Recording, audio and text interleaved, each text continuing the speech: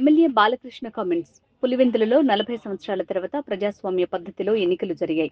4 శతాబ్దాల తర్వాత పులివెందులలో ప్రజలకు స్వాతంత్ర్యం వచ్చింది. ప్రజలు స్వచ్ఛందంగా వచ్చి ఓట్లు వేశారు. పులివెందులలో జరిగిన ఎన్నికలతో ప్రజలు ఊపిరి పీల్చుకున్నారు. స్వాతంత్ర్య దినోత్సవం సందర్భంగా అక్కడి ప్రజలకు ఒకరోజు ముందే స్వాతంత్ర్యం వచ్చింది. 11 మంది స్వచ్ఛందంగా ముందుకు వచ్చి నామినేషన్లు కూడా వేశారు.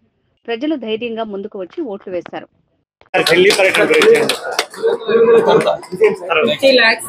కాంపౌండ్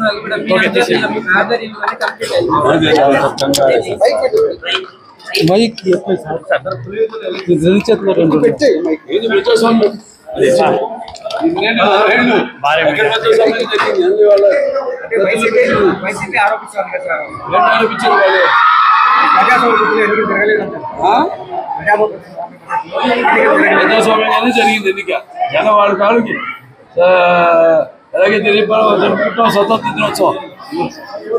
అలాగే అక్కడ పులివెందులో కూడా ఒక స్వాతంత్రోత్సవం అందరికీ వాళ్ళ స్వేచ్ఛ వాయువులు పీల్చుకుంటూ ధైర్యంగా ముందుకు వచ్చి ఈ రోజు ఓట్లు వేశారు. నామినేషన్ వేసేదాన్ని కూడా భయపడేవాళ్ళు 11 మంది వాళ్ళ ధైర్యంగా వచ్చి నామినేషన్ వేశారు. అక్కడ అంటే ప్రజాస్వామ్యం